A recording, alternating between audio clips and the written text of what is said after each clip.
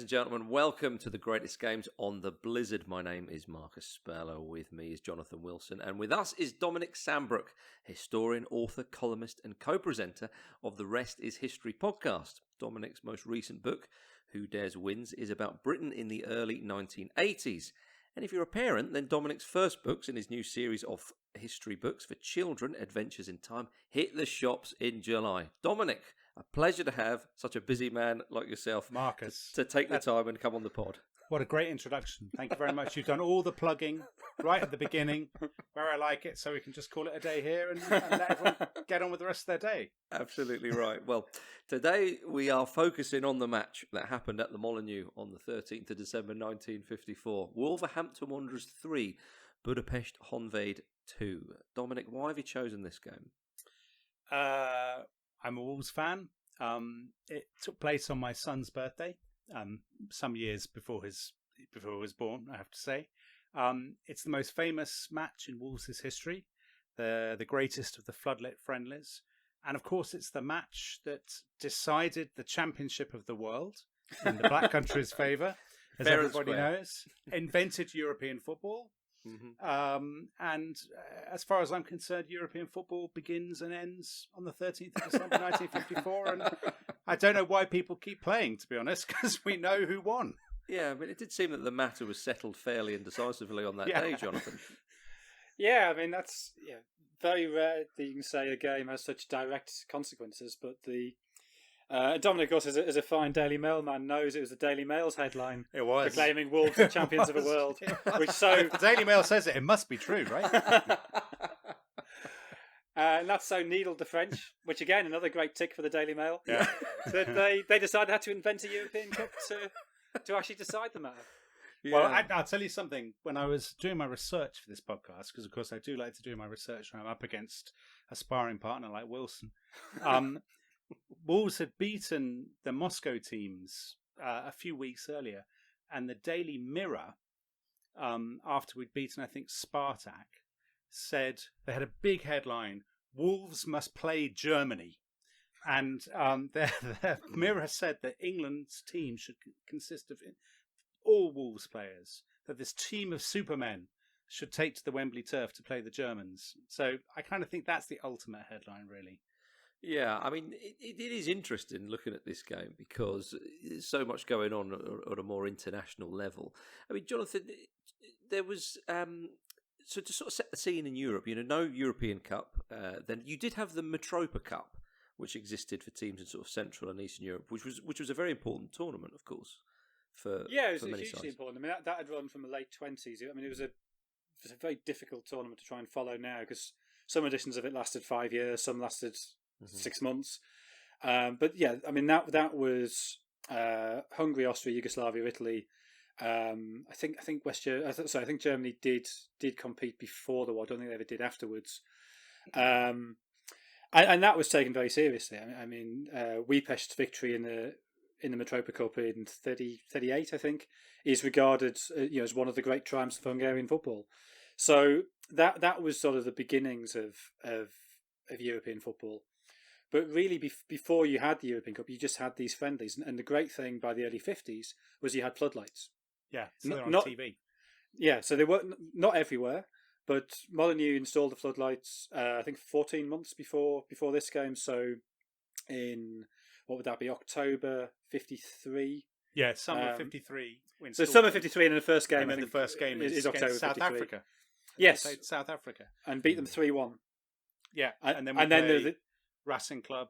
Sorry, Troff, you do your thing. Well, and then they beat Celtic, Racing Club, but draw 0-0 against First Vienna, beat Maccabi Tel Aviv 10-0, beat Spartak 4-0, and then beat Dynamo Moscow 2-1. Okay. So a run of victories, 1 draw against First Vienna. But these were hugely well attended, and they were incredibly popular on TV.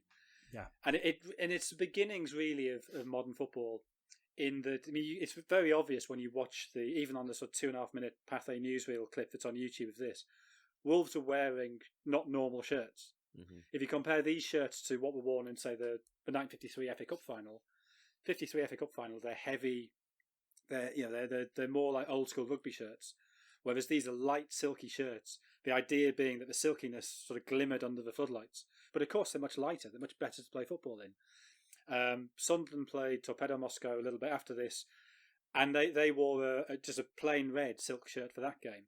So this idea that somehow, for some reason, floodlights, silk shirts go together, and the crowds, the excitement. We think of friendlies these days as being quite tepid, irrelevant affairs, but this was a massive occasion. Yeah, it was a big occasion. You're right about the shirts. So one of the shirts, I think it was Roy Swinburne's shirt, was brought to Molineux about 6 or 7 years ago to the museum. And it is just this, it looks like a sort of high security, like a high-vis vest, basically. It's very garish and it's very light and shiny. And you're right about the crowds. So Geoffrey Green in the Times talked about this sort of roaring hurricane of the Molineux crowd sucking the goals in the second half. And you see that, this mattered immensely to people because it was a one-off, because it's such a novelty. It's such an exciting thing to be playing an international team at night under the floodlights. We all know, sort of hardened football watchers know that there's something about a floodlit, evening game, especially against European opposition, that kind of gets the juices flowing. And I think if you think of in 1954, 55, for a lot of people who haven't been abroad, they haven't seen foreign footballers. It's tremendously exciting, and there's this sort of, even on the Pathé clips, I think you get a sense of the electricity. It's kind of rainy night, and the novelty of the lights and the strange players and the strange kits with unpronounceable names, and that's just the Wolves team.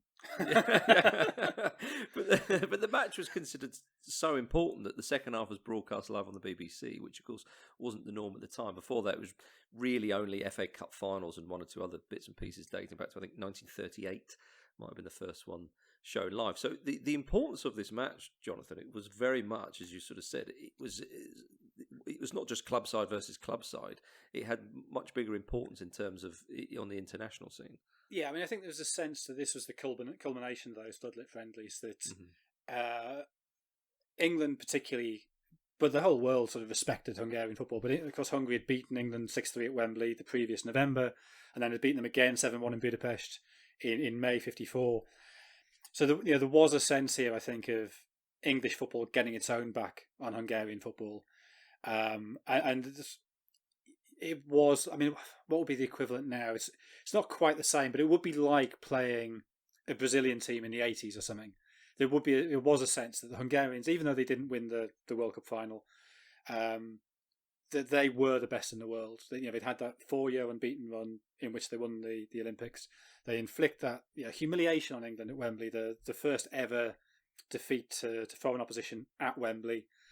And the fact it was 6-3 and could have been more than 6-3, the fact that was a game played on a misty afternoon on Cumberland turf. These are English conditions. This isn't foreigners winning because it's hot or because the pitch is bouncy or because we're abroad and everything's a bit weird and doesn't really count.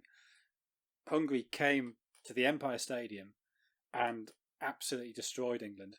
So for England then, or an English side then, 18 months later, to beat the leading Hungarian club side was hugely significant. And some of the cast is the same though. That's what makes it poignant. Absolutely, yeah. So the Hungarians have what, 6 players? 6 players. So they'd Bosik, Laurent, Budaj, Koksic, Puskás and Sibor. Would all have played. And Billy Wright. Billy Wright, obviously the sort of iconic figure for Wolves and England, the captain. The England captain, yeah. The guy who wins 100 caps, the sort of linchpin of Cullis's side and of the Walter Winterbottom's England. The guy who Geoffrey Green had said, fireman going to the wrong fire, of the 6-3 game. Yeah, Puskás' little drag back to the famous line from Geoffrey Green, yeah. So that made it all the more resonant, didn't it? I think that's what... And Wolves aren't just some sort of piddling West Midlands side. They're the champions, and they're also, I think, the league leaders at the point when this... I think Chelsea won the league in the end, but Wolves were a couple of points ahead at the time, I think.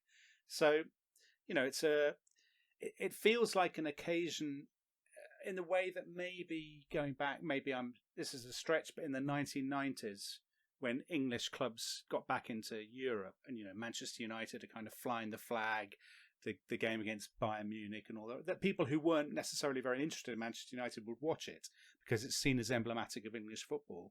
I think that's absolutely true of Wolves in the 50s. Yeah, and you see a lot of the reaction in the papers the next day. I mean, there's a piece by Charlie Buchan, who had been a great inside forward for Sunderland and Arsenal, and who had his own football magazine, but also was a prolific columnist. And he says this shows the English style can still work, because English football, those 2 defeats to Hungary, English football have been sent into this period of great introspection, the first ever period of introspection, really, a sense that maybe we're not as good as we thought we were, and so this is evidence that actually everything's okay. It's a reactionary reaction, if that makes sense. Mm-hmm. Yeah, and now I was going to say, it also takes, it's about 10 years after the war, 8 or 9 years after the war. It's the sort of last heyday of the model, actually, that football, the Victorian model that football was founded on. So empire, industry, it happens in the kind of birthplace of industry in the Black Country. It sort of feels like a last hurrah, really, for that sort of old British Empire, kind of we can conquer the world, we can throw our weight around, the foreigners will come here and we give them a lesson.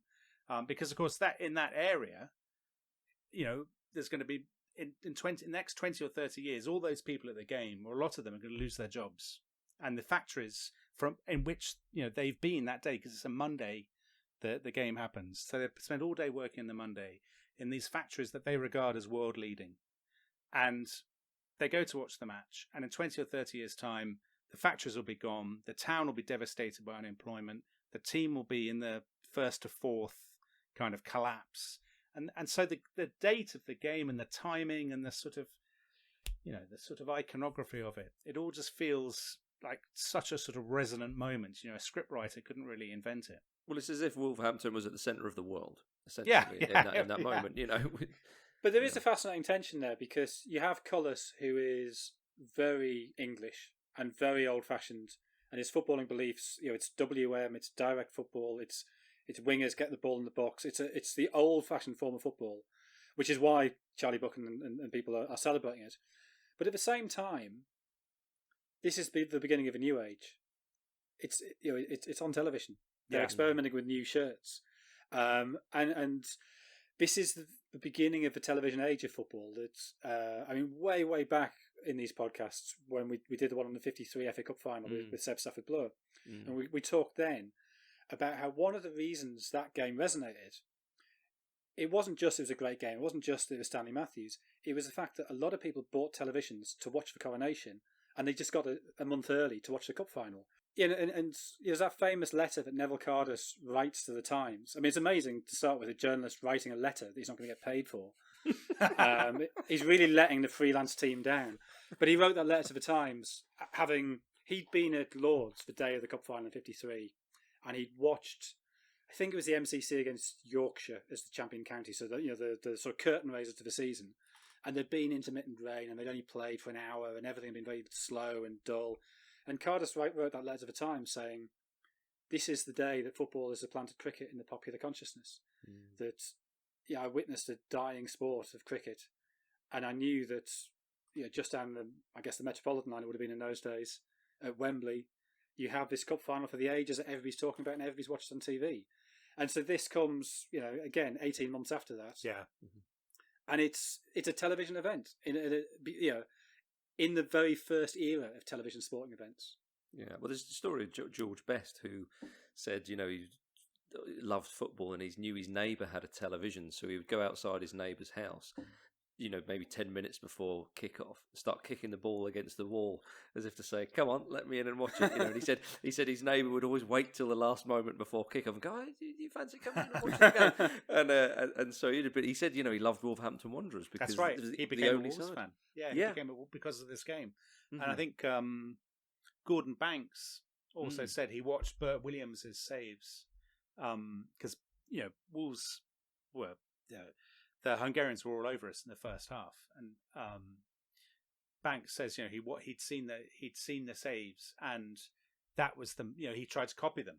That he sort of saw that as a masterclass in goalkeeping, and I think that we forget that before the 50s, football was so localized. You only saw your own team. It's hard to travel, so there wasn't the quite the cult of the away fans that there was in the 60s and 70s when it was easier for people to travel. And you weren't exposed to all the sort of, to the different styles, to the different characters that TV then basically creates. So TV turns people into sort of recognizable small screen characters in a way that wasn't really the case before then. Yeah, I mean, just on that allure of Wolves, you may know John Keith, the great Liverpudlian chronicler of Shankly and Paisley, journalist and radio broadcaster who was there with them all the way through Liverpool's golden age. And I'd sort of assumed he was a Liverpool fan because he has quite a broad Scouse accent, knows everything about the club. No, he was a Wolves fan because he fell in love with Cullis' team in the early 50s and made a terrible miscalculation. Yeah. Well, but you can't sort of focus on that, the important aspect of television more so much at the time, because even fast forward, I remember the first foreign team that I loved was AC Milan, because you'd seen them in the European Cup, because it was televised, because they probably played it in the final or something like that. And again, it just seemed so far away, and just this other reality, this other, regards to the kits and the players. So goodness knows what it was like to watch this on television in the 1950s. But let's go for a break now, and after that we will talk about the match itself. See you in a sec, everybody. Listeners, this week's episode of The Greatest Games is brought to you by Manscaped, the world's best in men's below-the-waist grooming. Manscaped want to offer you 20% off and free international shipping on their precision-engineered tools for your family jewels, just because you're listening to us today. That's 20% off the famous Lawnmower 3.0, Manscaped's third-generation trimmer fitted with a cutting-edge ceramic blade designed to reduce grooming accidents thanks to their advanced skin-safe technology, so you can be free from all those pre-shave jitters. The Lawnmower 3.0 is a part of Manscaped's Perfect Package, a bundle that includes everything you need to keep trimmed, cut-free and clean. Now, however you're styled, be that silky smooth or carefree, taking good care of your testes is absolutely essential. Every April marks Testicular Cancer Awareness Month, so if you're not already well acquainted with them, then it's as good a time as ever to get to know your buds below.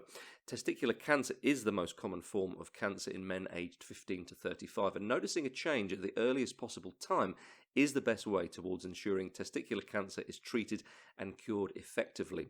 So get friendly with your testes, and if you want to be extra affectionate to them, get 20% off and free shipping with the code Blizzard20 at manscaped.com. That's 20% off and free shipping at manscaped.com if you use the code Blizzard20.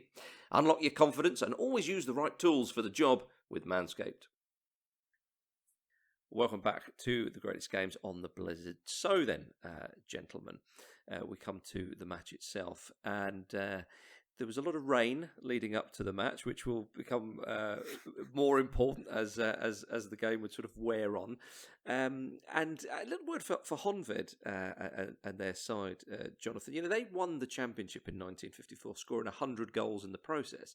And bear in mind that was in a 26-match season, and that included a 9-7 win against Vörös Lobogo, who finished second, of course. This side under Jenő Kalmár was a very free-scoring side, and there was goals everywhere on the pitch. Yeah, I mean, the Hungarian league, unfortunately, in the early 50s becomes a bit of a farce, and I think it's one of the reasons. I mean, obviously, there was all the defections in 56, including Kalmar, and I think 3 of this team defect. Szybor, Koksich and Puskás. I don't think anybody else does defect. So, yeah, the coach and 3 of this team defect. But all the national '21 squad defect in 56. But the reason that there's not another generation coming through is you'd had these great Hungarian generations from the end of the First World War, is that they've destroyed the league by nationalising it in 1949. Honved was a village team from Kispest just outside Budapest. It's now been subsumed into Budapest.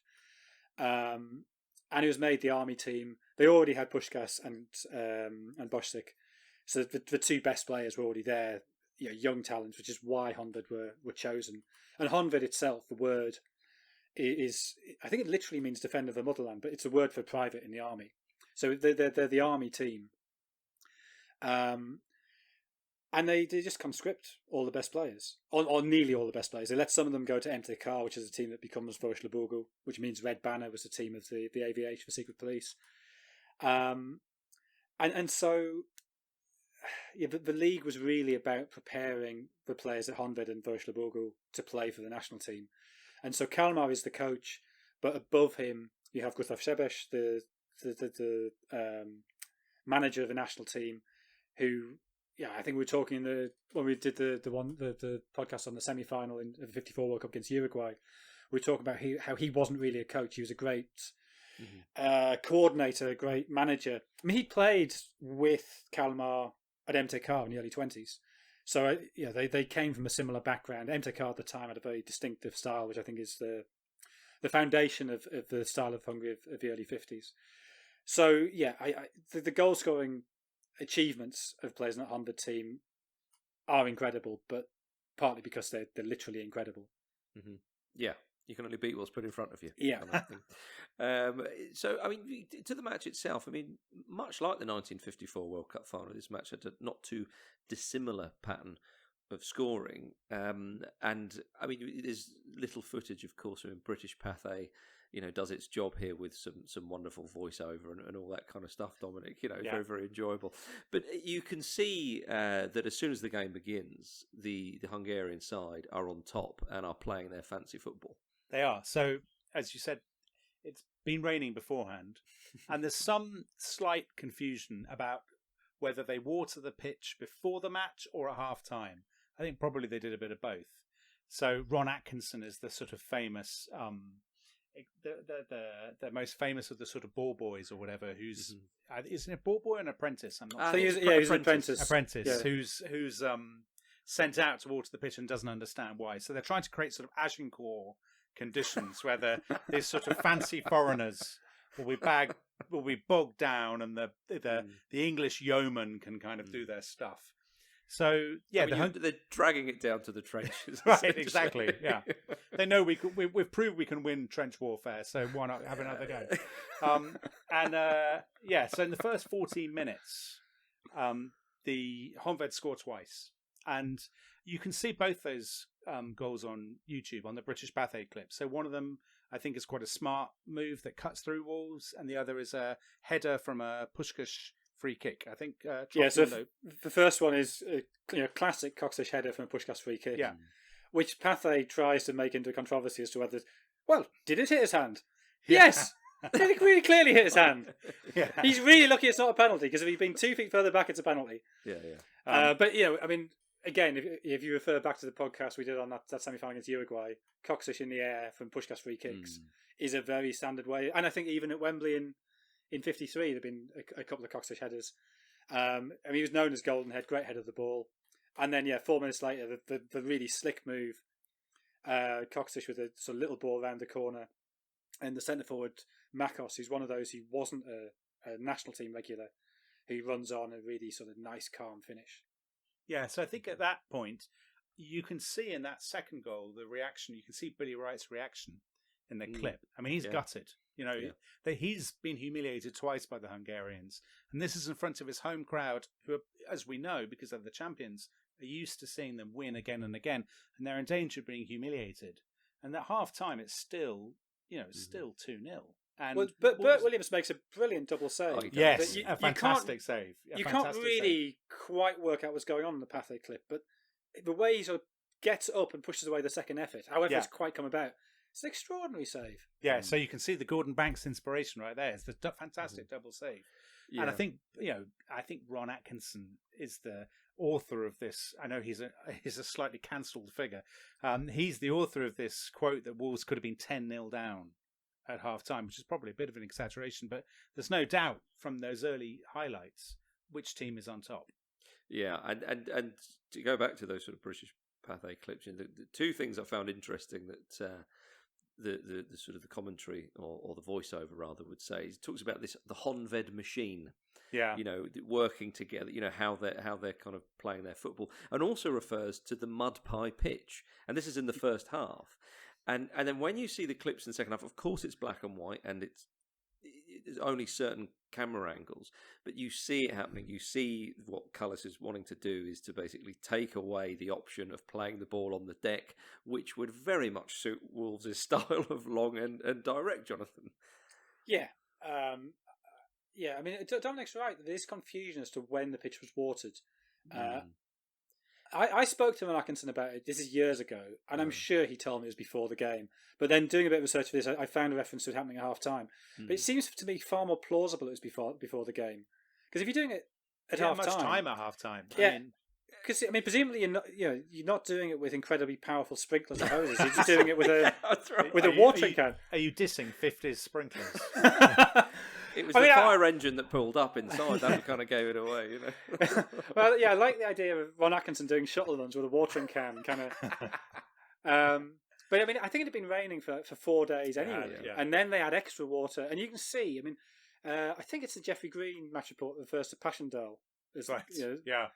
But also, Cullis changes the tactics, so it's not just about the water. He says, "Get the ball to the flanks." He thinks their fullbacks are too square. I've read this in your book, Trough. He thinks the fullbacks are too square, and you can just sling balls in and expose them at the back if you get the ball very quickly down the sides, which of course Wolves were very adept at doing. It was their style. They played the WM style, and they long passes, direct passes, and get the ball in and rely on their fitness. I mean, the one thing about Cullis, we're talking about Cullis as this sort of incredibly old-fashioned figure, but what you forget is that Cullis at the time was very modern by British coaching standards. So, players that individualise fitness regimes. He's quite a progressive coach, forward-looking. He's young, actually. I know he, like all people in the 1950s, he looks as though he's about 120. But what is he? I mean, he's only retired from playing for about, 6 or 7 years, I think? Yeah, because, I mean, Cullis, sort of as a player, probably his most famous act is on the last day of 46-7 when Wolves are playing Liverpool and it's essentially a playoff for the title. And he has a chance to pull down Albert Stubbins. Yeah. Stubbins goes through and refuses to do it.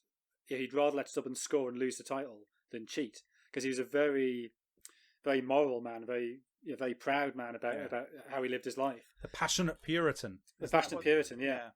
But I think it's important to say these things because we can look back and sort of laugh and sneer about, they just wanted to long ball it and so on. I think Cullis actually in many ways is a very admirable figure. And the flooding of the pitch, of course, it makes complete sense if you flood the middle of the pitch. What's Wolves' strength? It's the wingers, so Hancock and Smith in this instance. Though Smith, I think, didn't normally play, did he?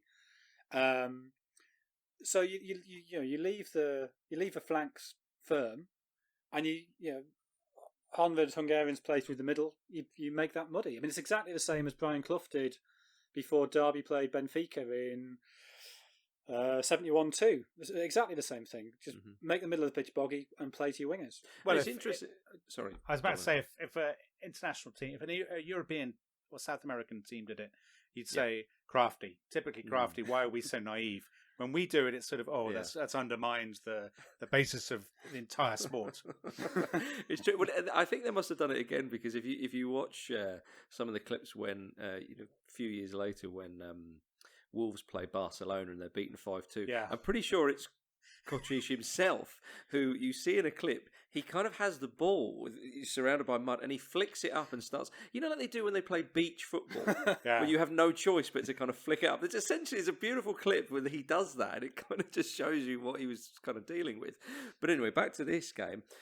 4 minutes after the break, Dominic, Wolves find themselves with a penalty, but you just call it a soft penalty. I would call it a soft penalty. When I first saw it, I couldn't actually see what the foul was. And this was the 1950s. Yeah, I think somebody just falls over, don't they, on the sort of edge of the area. Yeah, it's Kovac sort of blocks Hancock's. Yeah, and Hancock scores the penalty, doesn't he? 49 minutes.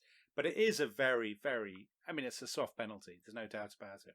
Yeah, Reg Leaf, referee from Nottingham, which isn't that far from Wolverhampton. Yeah, but there's a lot of bad blood there, I think. I was going to say, I probably would have gone against them. But 2-1, and as you said in the first half, Dominic, you could see the crowd, the joy, the excitement, because 2-0 down early on in the game, you're thinking, oh my goodness, we're in for a pasting here. This could be very, very embarrassing. Get in at 2-0.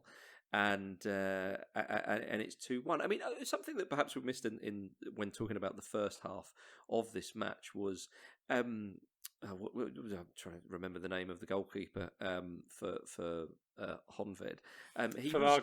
Farrago, thank you. Yeah. He pulls off some great saves actually, and in that first half as well, to the point of the crowd gave him a bit of a cheer when he came out because they were kind of so impressed with him. So yes, Wolves were down, but they certainly weren't out. And at 2-1, Jonathan, the game's back on, and in Mud Pie Molineux, anything's possible, I suppose. And it proved to be. Yeah, and you get that sense that I don't know why it happens, but I think for some reason it does happen in floodlit games, and maybe it's because European games tend to be two-legged, and so two-legged football lends itself to this kind of thing. But you do get a sense, even in that 2.5-minute clip, of sort of this rising tide of expectation of a siege beginning, and then 76 minutes, Wilshaw down the wing, across to Swinburne, a header to make it 2-2, and you know. Again, you although it's through microphones from the 1950s, the noise is incredible. You see the celebrations. Swinburne himself, the way he celebrates. Yeah, I mean you can tell the friendly thing actually completely misses the excitement of it, doesn't it? Because as you said at the beginning, you think of a friendly and you just think of some god awful desultory kind of, it's played out in front of 200,000 people in Chicago, and none of them care. That kind of pre-season sort of jamboree. But this wasn't that at all. I mean, the players are beside themselves. The crowd are going mad. It does. I mean, we laugh now about the kind of champions of the world rhetoric afterwards, but you can tell that it actually genuinely, it's about more than. It's not just pride. I mean, pride's a big part of it, but clearly the players think it's meaningful. And that makes it meaningful. I mean, that's how sport works, right? If you think it matters, it matters. Yeah, completely. That is the fundamental of it. It's the modern era. Money has slightly distorted that, but fundamentally, it's a bit like. I mean, it's obviously a lower scale, but that friendly England played against Argentina in Geneva in 2005. Oh yeah. Which suddenly, midway through the second half, went from being completely pointless to being absolutely hell for leather brilliance. Yeah. And totally inexplicable what suddenly happened. But it became a brilliant game of football. Yeah. That I remember leaving that stadium, having had to do frenzied rewrites at the end as England scored twice later on, feeling sort of elevated. But we've all been to games like that. Game that's a random league game. I mean, I went about 2 seasons ago. I've lost track of time because of the bloody lockdown. But when we were in our first season back in the Premier League, and we played Leicester, and we played them at Molineux, and we won 4-3. And it's the game for Wolves fans who are listening will know. It's when Nuno ran out to the South Bank to celebrate with the players our winning goal. Let's just scored the winning goal. Jota, I think. Jota got the winner, and. It's just it's a nothing game in many ways. It's a league game between we were 7th and they were 12th, but it had that electricity that you sometimes get in games where suddenly you're like, wow, everyone's really up for this. This just matters in its own terms as a game, as a contest. The fans, the players, and that's absolutely true of this Wolves Honvéd game. It clearly there was obviously a point at which it just really, really mattered. Yeah, and this is teams, not so much with England because they thought they were the footballing map, but it's putting your team on the map, showing the world what you could do, and especially for those this particular game being televised and so on. It was giving the spotlight and the platform in a way that we hadn't really seen, or they hadn't really seen, because obviously we weren't there. And for Wolves then to go on and win the game, was absolutely huge. And again, Dominic, you see when that second Swinburne goal goes in, the reaction of the crowd or anything, it was absolutely glorious. Yeah, so it's just a couple of minutes after his first goal, isn't it? So you obviously get this sense of the sort of irresistible tide. Mm-hmm. It's a kind of unbelievable, it's a great finish, confident finish, blasts it in, kind of Roy of the Rovers style, and this sort of it's the culmination of all this pressure. It's a great goal, actually. Don't you think it's a good goal, Trough? It's a really good goal. Yeah, but you're right. It's the fact it's 2 minutes after that there's that great sense of momentum that the whole thing is just as you say, it's just a tide that can't be stopped. And even the flow of the move, Smith down the left into Swinburne, and then absolutely drills it bottom corner. And it's the kind of goal you get when you're on top and you've come back to 2-2 and you're looking for a winner. But it's also the kind of goal you get. I think the floodlights, the fact that it's a night game, it does remind me of those. I mean, I was a student, used to go and watch those Manchester United Champions League games when there was only one English team in the Champions League. And there'd be this sort of some quarter final at Old Trafford, and the sense of irresistible momentum as Ferguson's team kind of cranked itself up. Beckham reining in from the right or something. And there is that sort of magic that you get, I think, with these evening games, often against European opposition. I think there's something even in the style of play that's not dissimilar. I mean, obviously, Manchester United in the late 90s were a more sophisticated side than this Wolves, but in terms of get the ball, what? I think you misspoke there. In terms of getting the ball wide, reining in crosses, the way they win, it's not sort of to dance around you and then suddenly apply the stiletto. It's to bludgeon you repeatedly until you succumb. Yeah, that's right. That's actually exact. Ferguson was a great admirer of Wolves, by the way. So Ferguson is of that generation who grew up watching them on TV. And of course, it's easy now that we think of them as because they're direct. We think long ball, therefore primitive, kind of Stone Age football. And Herrera destroys them in that interview after Barcelona beat them. I mean, but Herrera's disdain is magnificent. But at the time, it's perceived as attacking, exciting football. It's kind of blood and thunder, which is what obviously English crowds have been kind of raised to expect. Which is why there was a headline after the game: the genuine, original, unbeaten article, still the best of its kind in the world. You're damn right, ladies and gentlemen. Yeah, that's the stuff. Well, there you go. That's the appeal of that. That's the resonance, isn't it? At a time when Britain had come out of the war, it's crippled with debt, the empire is breaking up. There is a sort of self-doubt. Time and again in the 50s, to sort of put on my historian's sort of mortarboard. Time and again in the 50s, you see this sort of slightly sort of fevered straining for self-importance. But I mean, we still matter. We're still gone. But that reflects absolutely what Hungary had felt when they won at Wembley in '53. And Šebeš, I've never quite been able to pin down what Šebeš believed and what he just said because it was useful for him to say it. But he spouted all this stuff about we are modern, we are socialist. And here we are in the Empire Stadium, beating the imperial power with our modern football against their moribund football. And this is the Empire striking back, if you like. Yeah. No, it is. Absolutely is. I think that's what you see in the press commentary. We can still do it. We are still number one.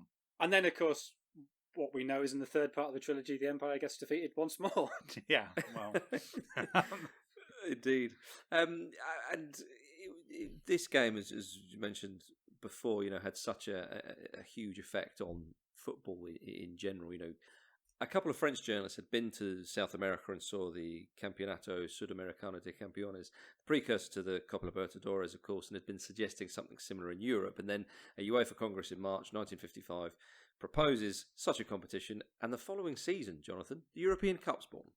Yeah, which bureaucracy moving with incredible speed. I mean, it's something I've never quite worked out is why the French are so good at the bureaucracy of football. I mean, they found FIFA and UEFA, they create the World Cup, they create the European Championship, they create the European Cup, and really they're not very good. I know they're reigning world champions, but apart from that... But isn't that the answer? Isn't it because they're not very good? Because they're not hidebound by... They don't have any other interests. So they... Yeah, I mean, and there's no sort of self-interest. The clubs, the self-interest of the clubs is less powerful there. Yeah, maybe that is it. Because we couldn't set it up. England couldn't set it up because there's so many competing interests. There's the FA and the league. There's the clubs. There would just be endless argument. I mean, and of course the league wouldn't allow English clubs wouldn't allow Chelsea to compete in the first season. But in France, I mean, basically nobody cares about football. So those people who do, the sort of hobbyists, can get together and set up their club, their competition involving basically teams from other countries, and nobody cares. I mean, I'm being very harsh on the French here, but So in terms of France not being a football country, clearly they have had three really great generations. The generation that won the European Championship in '84, the World Cup and European Championship '98, 2000, and then the current generation. but really before 1980, there wasn't much. 84 was a Just brilliant Fontaine? midfield. Yeah, Fontaine and 58, I guess. But it's Clairefontaine that's taken them to a new level. It's their ability to almost industrially produce footballers. But here's what I always thought was the difference. So in the 1990s, I lived for a time in France when we initially overlapped at university. And what really struck me there was that interest in football was completely different from how it was in England. So in England, even people who aren't interested in football are kind of interested in football. They know that it's happening. They might support a team. In France, the people that I knew, they were either interested in football, which meant it was their main hobby and they went to games, or they had absolutely no interest in it whatsoever. And the very thought of having a team was anathema to them. Much as I'm not interested in basketball, I don't have a team. I mean, it wouldn't enter my head to even think about basketball. That was how the French people I knew thought about football. It was one sport among many, and it's not cycling or draping yourself in onions or losing wars to Germany. It wasn't one of the main activities that all Frenchmen are raised to do from birth. Well, I suppose we should go back to what we were talking about earlier, but with Wolves and Honved. Well, I mean, Willy Meisel, he's an Austrian. I mean, he's the brother, isn't he? I was going to say the cousin. I think he's the brother of Hugo Meisel, the great manager of Austria in the 20s and 30s. Is he the Whirl man? Is it the Whirl? Yes, the Danubian Whirl. Yeah. And Willy Meisel, he flees. He's Jewish. He flees to Britain before the Second World War. Is very much Anglophile, but is also very scathing of British conservatism when it comes to football. And he writes Soccer Revolution in, I think, 54 it comes out, which is this devastating sort of expose of everything that's wrong with English football and why England's fallen behind. And he writes this magnificent piece in the midst of all this hysteria about how Wolves are the champions of the world, pointing out that the previous week Honved had lost to Zvezda Red Star in Belgrade, who at the time was 7th in the Yugoslav League, and nobody suggested they were the champions of the world. And then he goes on, dare I also remark in passing that quagmires are not usually considered the best pitches on which world championships ought to be decided. Not even neutral quagmires. See, there's a great Daily Mail op-ed to be written on this about sneering Eurocrats, mocking our brave, sons of the Midlands. They sneered at us after Agincourt, after Passchendaele. They sneer at us now after the Battle of Molineux. I mean, it writes itself. It does, yeah. I think we should probably end there, don't you? Yeah, I'll go and write it. I should point out, ladies and gentlemen, that your ears haven't deceived you. Dominic has been referring to Jonathan as Trough throughout this podcast. I don't know why either. It's an old nickname. We knew each other. We met at university in 1990. Okay. He was never. I mean, you were never Jonathan.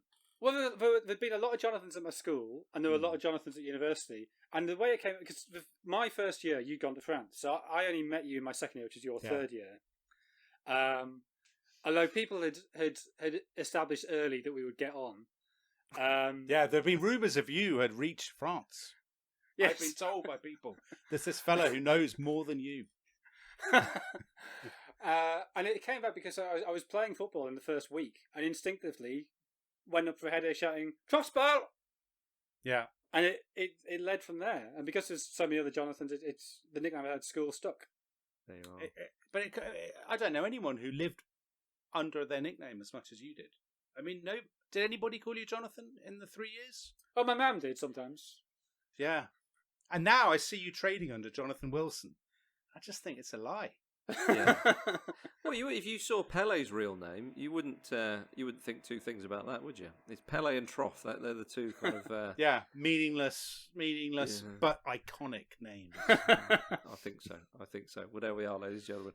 Thank you very much for listening to the Greatest Games on the Blizzard. For more stories like that, do check out theblizzard.co.uk. Dominic, thank you very much for coming. Thank you for having me. It's been an absolute pleasure. We'll see you next week, everybody.